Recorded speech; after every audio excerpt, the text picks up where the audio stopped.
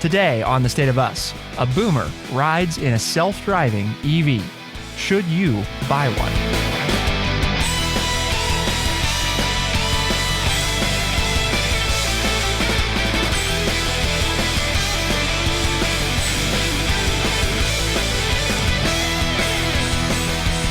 Welcome to The State of Us. I'm your host, Justin T. Weller, joined today by the one and only, your friendly redneck liberal, the senior resident boomer here at True Chat. And today we're going to be talking about a recent ride that this boomer took in a self-driving electric vehicle.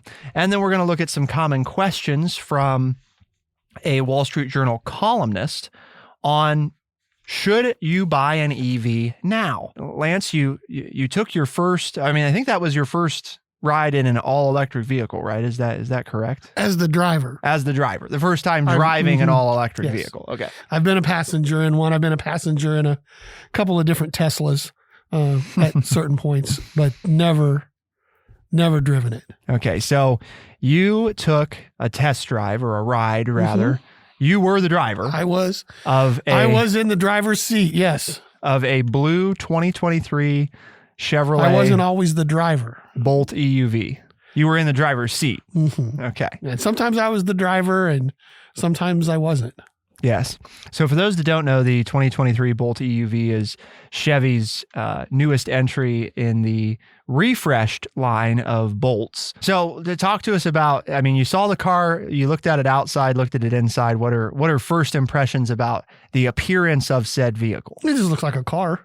Okay. It's just a little, it's an economy sized car, which is how it's marketed. Right. I've had, Ford Escorts and different things like that. And it's not as streamlined. It's a little boxier than that. The color was nice. When you get in the seat, it's very comfortable, but from the outside, it just looks like a little economy car. So you wouldn't necessarily know the first thing that you think when you look at the car is not, oh, this is something or other. Well, the first time I look at any car, I don't think it's any something or other. This is relatively new. Okay. I've been looking at cars. It's a new car. Yeah, and that's I've been looking at cars for 50 plus years, and admiring them. And never before yesterday did I look at one and say, this thing's going to drive itself. I've never looked at a car and thought, wonder how it would be driving itself. So that's just not a thought that would be there. But no, it doesn't look any different than any other car that I've seen in my lifetime. So you sat down. What do you remember first noticing about things that were different in terms of control surfaces or anything like that? Was there anything that stood out to you that way? Well, the dashboard is huge. The screen covering the dashboard is huge for a car that size. Mm-hmm. Other than that, it's not too bad. Everything's, very hand, which all my new cars have. Sure. Most of which I don't use because I'm not a gamer, so I'm not used to using my thumbs and doing all this other stuff. All the controls I and have buttons to look, and knobs. And if I look, then I'm not watching the road, to pay attention for deer that cross or people. Somebody that pulls out in front of me. Right. So has a push button shifter. I don't use it. I was getting there. I'll get there. Okay. But then you look down at the shifter, which is not up on the steering wheel, or it's between the two seats, right? Which is, I've got, a Toyota and a Mustang, and, that's where you shift. That's good. I even got a truck where I shift. This is the really weird thing. I shift with a knob, on the console. So, I've done some different things. So I was there, but there was no gear shift. It was buttons, it was like buttons. And then there were letters. Almost as bad as having a knob. Yeah. And well, it was different. It was different like having a knob. Right. Same technology though, folks. If you've not seen a push button shifter, it's basically the same concept as a knob shifter. If you've seen one of those, it's an electric shifting mechanism. But it had some different letters on it. And it was divided, so there was there wasn't the PRD, L1, L2, it wasn't in low to drive. Yeah, you don't got those. Reverse, in for neutral. Yeah. There was a P and I saw a D. Yep. But then there is like a code order that you have to hit them in so you can get the car to do what you want. You're telling me about this one thing that I didn't use until I started coming back. One pedal driving. One pedal. Yeah, I mean, I'm looking for Fred Flintstone and Barney Rubble saying, who's pedaling down there? Who's got their feet on the ground? You know, because that is, the Flintstones are the original EV car. Yes. If you think about it, Barney and Fred had to, foot power to get the car to move. So, but, and I tried to do that, right? Because he did it. Yes. He tried to coast down the hill. I tried to coast down the hill because I do that naturally in my internal combustion cars because, hey, I can save a little bit of gas mileage. And I learned that at the end of the ride. So I won't, jump to the end, but I'm going down, I'm coming a hill and I'm like, I'm going to coast down here. And all of a sudden I'm like slowing down. It's like, I'm like, wait a minute. You mean, how am I going to, I thought this was energy efficient. What do you mean I can't coast down the hill? You want to explain the technical reason why I can't coast? Well, we talked about, so he was in one pedal driving mode then. And for those that don't know, right, the thinking behind one pedal driving is that you can avoid basically using your brakes. And an electric vehicle, rather than using your brakes to slow down, it uses the resistance of the electric motor to recharge the battery. So you're basically regaining energy to slow down the vehicle without using your brakes. So if you're in one pedal driving and you take your foot off the accelerator or let up, it's going to start to increase that resistance in an effort to slow you down. I could have coasted if I wasn't in that one pedal crap. Right. Yes. Yeah. But see, the one pedal thing started to intrigue me because, as my instructor was explaining to me, that saves power. And I'm all about, saving power. That's right. Better mileage. Because I was equating to it as better mileage. Right. Exactly. So I got better at that on the return trip. But we're still driving and there's no driverless stuff. I'm still doing it. It's like fine because it can't drive itself anywhere. Right. There has to be, I don't know, a divided highway. GPS system or something. Mapped. Yes. Okay. So a divided highway, there you go, a divided highway, which we got to. And then he told me how to do all that. And I was wearing my mask just because that's what I do. And it's cold and nasty here. And it's just habit for me. And it kept going off the driverless stuff. And we figured out, it had to see my whole face. So I took my mask off. And all of a sudden the computer then was operating. And it's kind of cool because, I've driven no-handed before. Sure. I mean, full. Just being honest. Yeah. And I've got the knees going in there. I'm no-handed meaning I just sit there and say, I wonder how good the alignment is on this car. How long can I go straight? Does it pull a little bit to the right or a little bit to the left? And then, when I needed something with my hands, then I just drove with, the tops of my knees. I mean, I've done that for years. But this one, hands are off and, no knees, no nothing. Foot's not on the gas pedal, right? Nope. And your steering wheel changes colors. I mean, it's like, that's how you know that it's taking over and driving. And it was it's like every time I started it, the car would readjust in the lane. And I'm like, dude, I had it in the center of the lane. But it was, as I found out, none of us really drive in the center. We drive in the center based on our vision from where we are sitting in the car. The car itself, according to Justin, I wasn't on the outside, actually centered us. So I wasn't off much, but it would move. And then we'd hit not a pothole, but like we hit a bump and the car kind of jumped a little bit and it was, and the wheels turning and changing. That was all cool. We're going straight. That was fine. But that wasn't as miraculous. No. But then there's a semi. Well, there's traffic merging next to us. And I had to take over, right, to switch lanes. Yes. But no, before that, there was a curve. And I'm just sitting there like, I am scared to death because it's like, okay, the car. Because this isn't just like, it's not just like a real gradual curve. I mean, it's a curve. So my hands aren't tied behind my back. I have my hands like 2 inches from the wheel. It's like, Justin, I'm not touching them, but we're coming up to a curve, and it's a freeway curve. And we're going and we get about halfway through the curve And I'm like, I can't handle this. And I grabbed the wheel and I finished the curve because it was like, hey, ain't no way this thing's going to turn. Then we go further down the road and he says to switch lanes because there's a semi coming. And I'm in the outside lane with the cruise control on. And this semi comes right up and it's running next to me down the highway. Okay. Then we come to another curve and my car starts to curve as the semi, and I'm like, this ain't gonna work. And I grab the wheel again.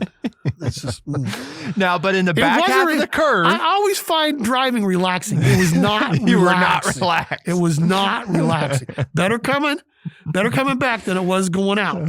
But I'm thinking, I enjoy driving. I mean, I just drove to Arizona and back, and drove through 2/3 of our beautiful nation and seeing all kinds of different things.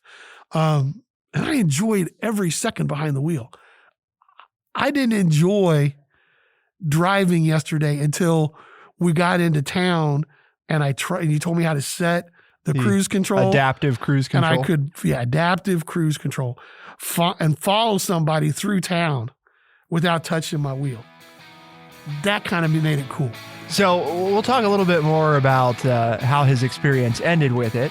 But also the questions of... I didn't crash it. Didn't crash. There's no damage to the car that we know of. Made it back in one piece. So didn't run out of power. Didn't run out of power. I was worried about we were going to run out of power and get stuck somewhere. That didn't happen. Nope, that didn't happen.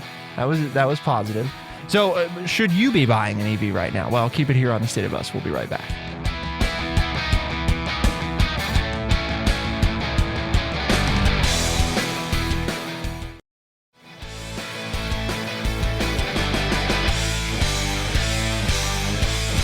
Well, I'm not sure that Lance thoroughly enjoyed our trip in the 2023 Bolt EUV, both with its electricness and its... Well, the electric park wasn't bad, right? No, I mean, that was just I just wanted to end because I know we switched and everything, but just I have an economy car, and I have a muscle car, and I have a big truck.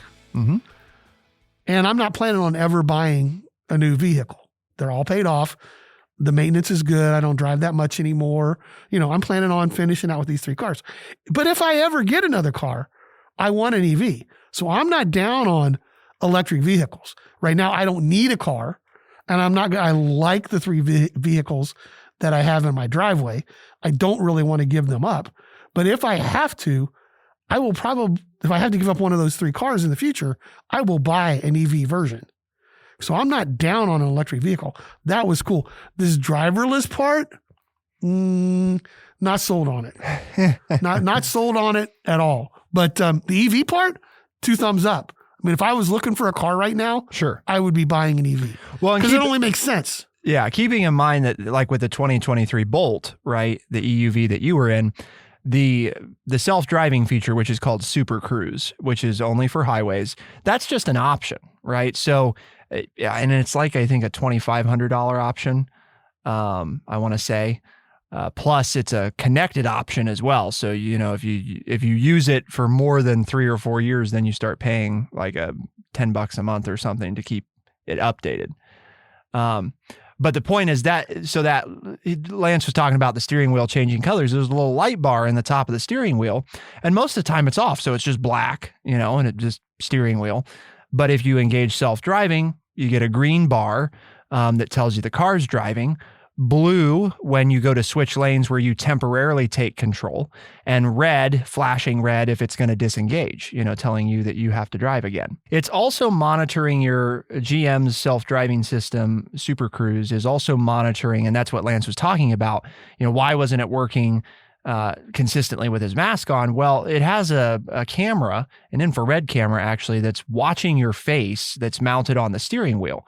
And the computer is constantly checking to make sure that you're paying attention to the road. If you ask General Motors, they're not going to say this is a self-driving car. They're going to say that Super Cruise is a driver assistance feature, right? The car is not driving itself. It is assisting you in driving the vehicle. But you have to maintain conscious awareness of the road and your surroundings. And if you don't, again, speaking from experience, it will not keep driving. it will beep at you. It will make you take control back. And if you don't, it will slow down and bring the car to a stop. Like it's just not going to let you get around that. Now that's a difference from Teslas because, some people have heard of autopilot, obviously with those vehicles. And one of the places where people have gotten into trouble is Tesla says, right, that it's the same thing in terms of technology level.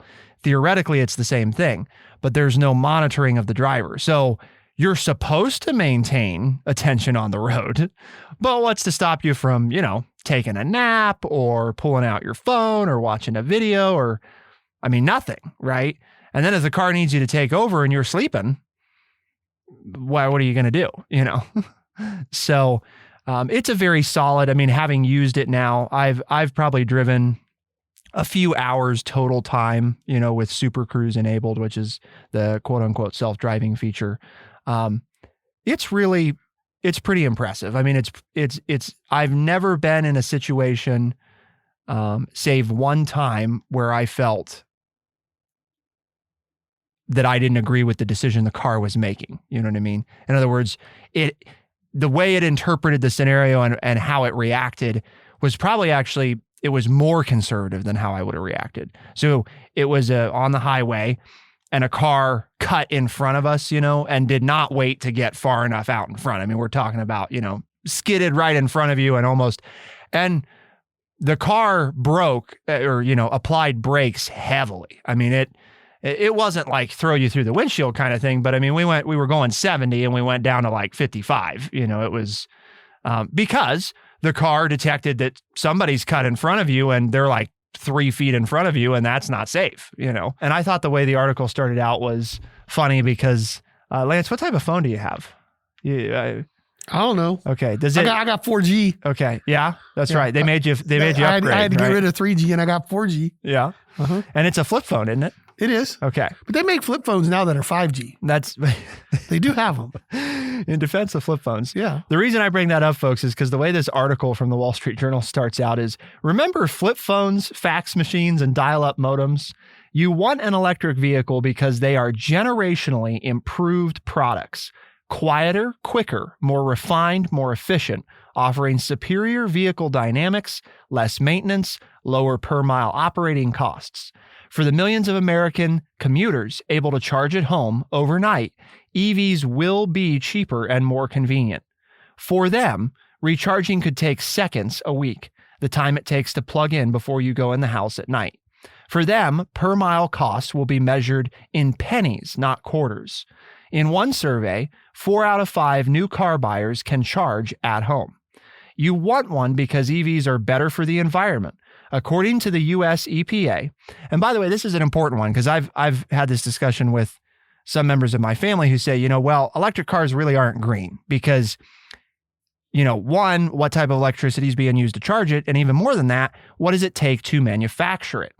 Well, the EPA has a new measurement out that helps us understand that. So according to the EPA, the average EV produces about 2/3 fewer emissions than an internal combustion engine car, or ICE, in a well-to-wheel analysis, which emissions emissions from the producing and delivering of either fuel or electricity on a life cycle basis, including end of use. No, and again, that's why I said I'm not down on EVs. The problem is, as it said, we live in an area that you have to decide we're the 1/5. 4/5 of people live close enough and commute to where they're coming home every night. If I bought all EVs, it would limit some of the trips that I take. So I could have one as long as I have the gasoline powered cars to make my longer trips that I want to make in a limited amount of time. I know that you've said, oh, but you could charge here when you drive to this town and you can charge. Okay, but what if I don't want to? What if I want to drive up there, spend 30 minutes or an hour? You say, well, why would you drive, 150 miles and spend an hour? Well, because I love my daughters. That's why, and they maybe have an activity and I want to be there and then I want to get back home. Well, I can't charge enough to make that trip. So I would still need right now with batteries and chargers and everything else. That's not an option.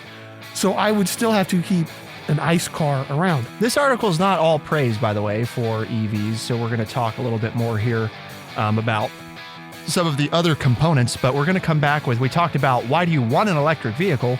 Well, let's talk about what's wrong with an internal combustion engine. I mean, is there anything that's actually wrong? I mean, set the climate thing aside for a minute. Just let's talk about the technology itself. Keep it here on The State of Us. We'll be right back.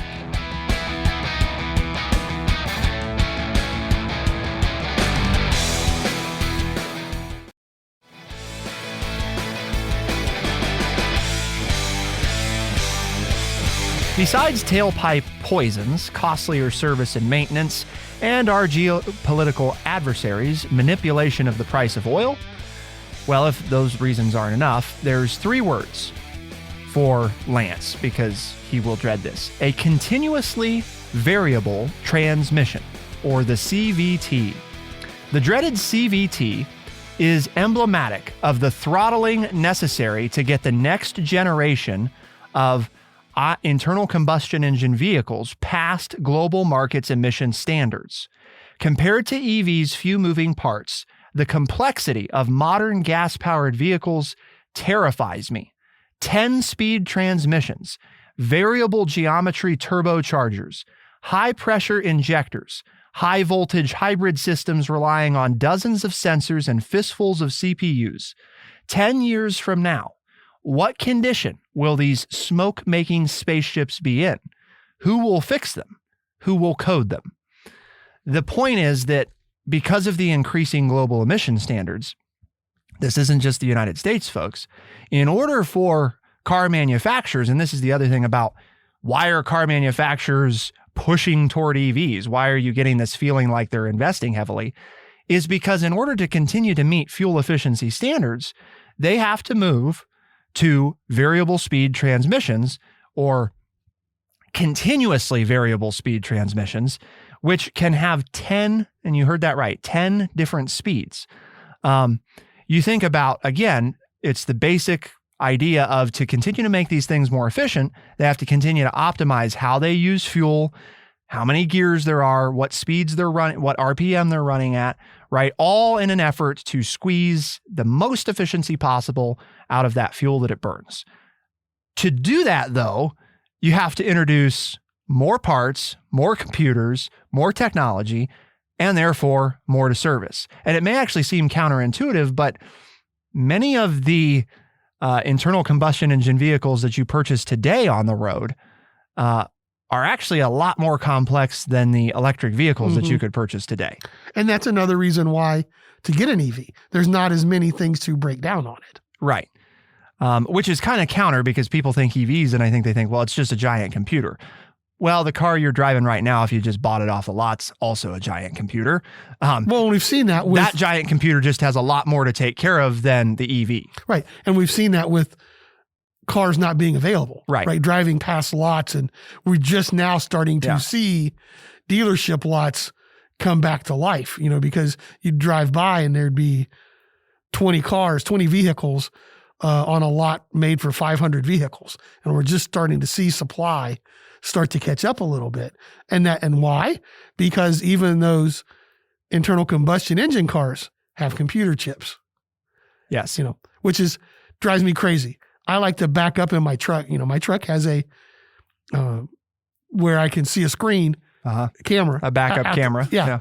But I, old fashioned, like to open my door and back up so I can look, but there is a computer that will not let my truck move if the door is open. Pisses me off because I go to back up somewhere and invariably I flip my door open, turn around and look, and all of a sudden I'm about thrown out of my truck because the computer says you can't move. And then I have to shut the door, flip the knob all the way back to park, and then flip it back into reverse or drive to drive again. Mm-hmm. I mean, I have been driving long enough that I put leaded fuel in a car. Right. I remember when unleaded and you had to change your catalytic converters and all of that. So for people who say, well, this has never happened before and you're just changing all, no, you're not, you're not being honest with everybody, because if you're my age, if you're in your 60s or older, you drove a leaded car, leaded gas car, and you had a catalytic converter and you went to unleaded gasoline, to the point that now us old people, we go into the gas station and I say, I need, gas on this much on pump, whatever. And they go, regular? And I'm like, no, unleaded. And they look at me like, what? Because when I first started driving, it's all unleaded. You could still, it's all unleaded, but now they're saying regular because they have premium and whatever. But it's like, so we've been through these changes before. One of the questions that people have too is like, I want to get one, but shouldn't I wait? Like, wouldn't it be better to wait longer? Well, there's questions that go along with answering that. Are the batteries ready? And this is one of those critical items that we talked about. The author says barely.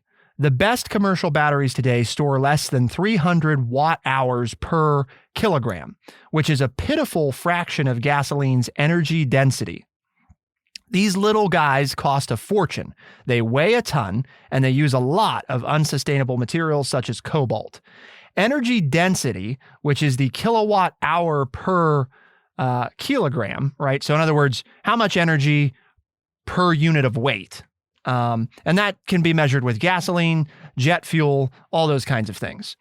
So it's not how fast you can go, but rather how far you can go. That remains the biggest challenge.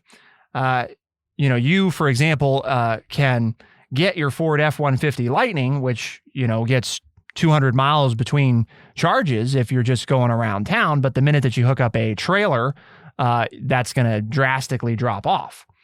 Which, in fairness, if it was an internal combustion vehicle, it would do the same as well, but not to the same degree.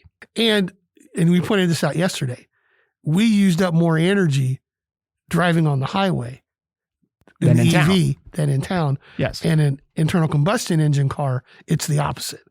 The quicker I can get on the highway and maintain a cruising speed, the better gas mileage I get. Yes. Whereas in an EV, the stop and start city driving is actually better for it as far as how much power it's using. Well, the lower speeds holistically. But again, that's a resetting of my mind. Sure. It's like we're driving in town, and I'm actually using less energy than I was when I was on the highway. Yeah. And that kind of, I had to rethink that because that's not what I'm used to. Yes. That's something important. The batteries are there in terms of for cars, right? For the average commute for most Americans, yes, they're there. But like Lance has talked about, depending on the situation you're in, one of the big things with batteries is how quickly they charge.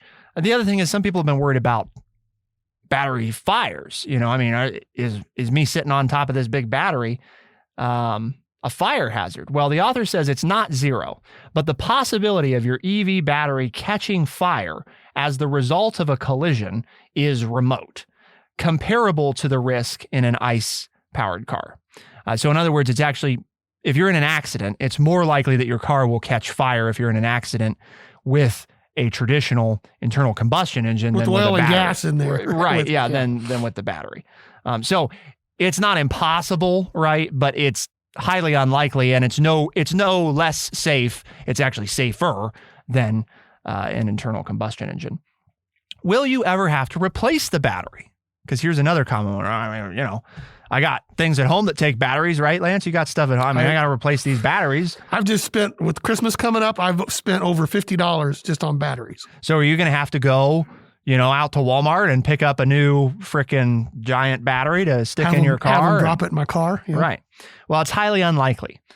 In California, EV and hybrid batteries must, as in required by law, they must be warranted for 10 years or 150,000 miles. The federal standard is 8 years or 100,000 miles, which is, by the way, what my car comes with. In the field, the first generation of EV batteries have lived longer and worked harder than most were expecting. Tesla and others are aiming for the 1,000,000-mile battery.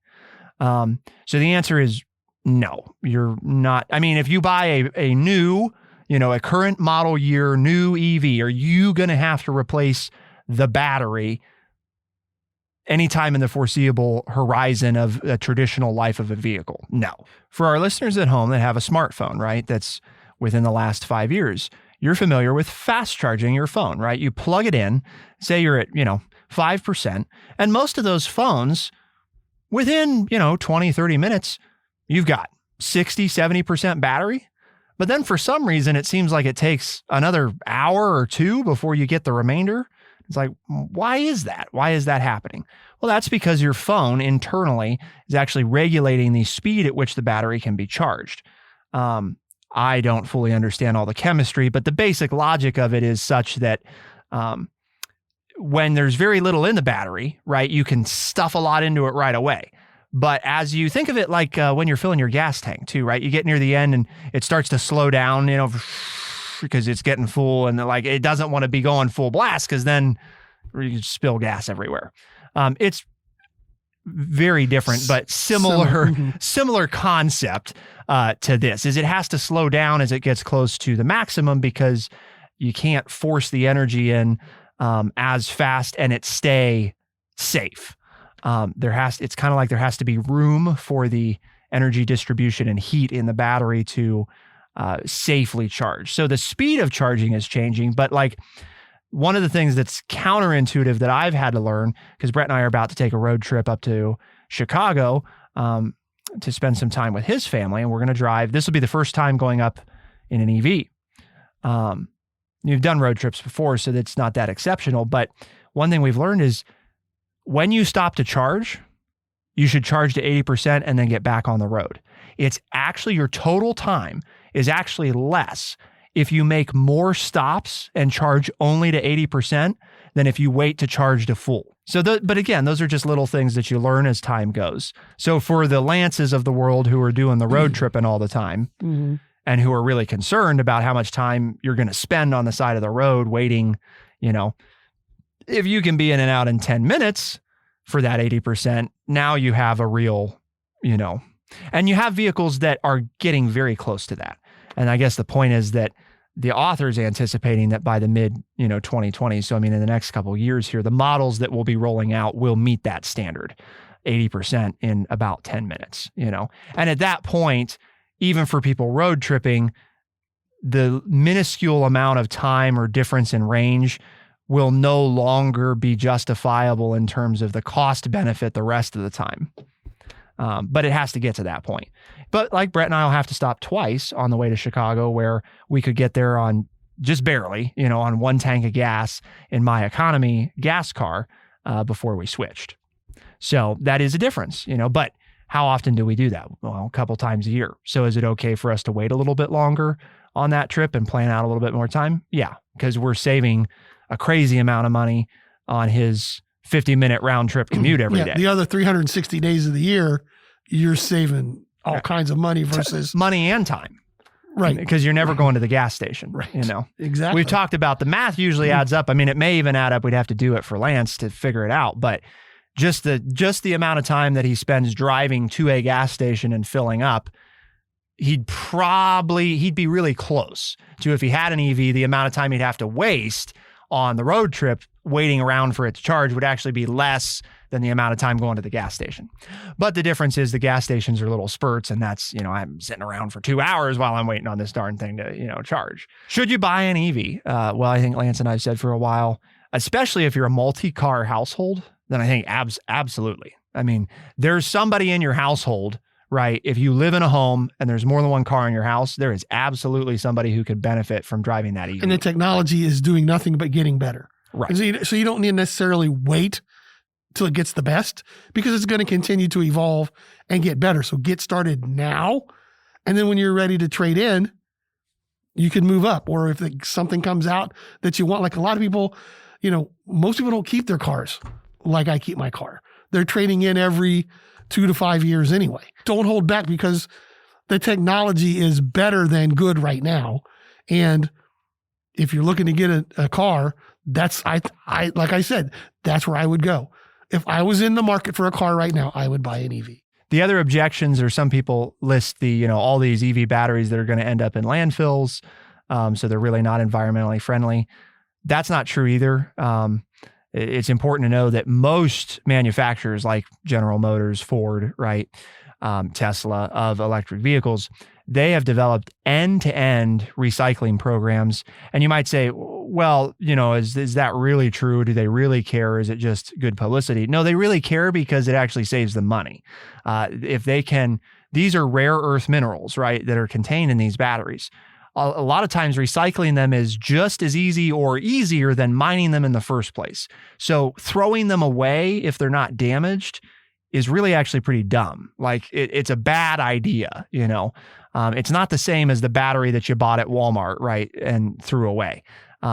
This is different. This is a, commercial grade 60 plus kilowatt hour battery that could run your whole home for a couple days. So like it's worth recycling, and that is what most of them are focused on, is totally reusing not just the battery but the car as well, because again, it saves them money. And the other thing is, well, I have a home and I got a car, but how much am I going to have to pay this electrician to come in and put something in? Well, not every car company, but I can tell you that right now, General Motors, if you buy a new electric vehicle from them, they're going to come put in a charger, provide you the charger, pay for the electrician, and put it all in for no additional cost. So you could say that's built into the vehicle cost, and you'd probably that'd be fair. But it's a hassle you don't have. Right. But it's eliminated from the equation in terms of it's not an extra cost above and beyond. So when you're looking at, that sticker price of the GM vehicle that's electric versus the GM vehicle that's not, it is a one-to-one comparable in terms of, well, I'm going to have, $2,000 or $3,000 more because I got to buy this charger, have this electrician come out and do all. Nope, that's not true. Not anymore, because they changed that about a year ago as a way to unify that kind of pricing. And again, just make it easier for people to really look at the price and say that is the price, and not say, well, there's these 10 other things I have to do. No, you don't, because that's part of the price, which I think is good for the most part. I mean, I think that it's worth other manufacturers looking at that as well. And saying that that's just an included part of what we will do if you don't have that, because you don't have to build a gas station. There are gas stations, but the best way to charge is at home, and you probably don't have a home charging station just sitting around. So Lance, why do we have the show today? Well, because True Chat has a mission. And that mission is to educate people by providing honest, open, and respectful conversations. And we did that through this. This old dog learned some new tricks, and some of it I like, some I don't. But overall, EVs, it's a fun car to drive, and I see it. I see its value based on what your driving history is like. So if you've enjoyed today's show, share it with your family and friends, and tell them if they want to listen themselves, they can find us as a podcast on Spotify, Overcast, Stitcher, Apple Podcast, and everywhere podcasts are found. The State of Us is heard as a podcast first thing Tuesdays and Thursdays in the morning, and those same episodes are released on the weekends to AM and FM radio stations. For The State of Us, I'm Justin T. Weller. I'm Lance Jackson. Special thanks to producer Bradley Butch. Thank you all, our audience, for tuning in. We'll see you next time. Be the change.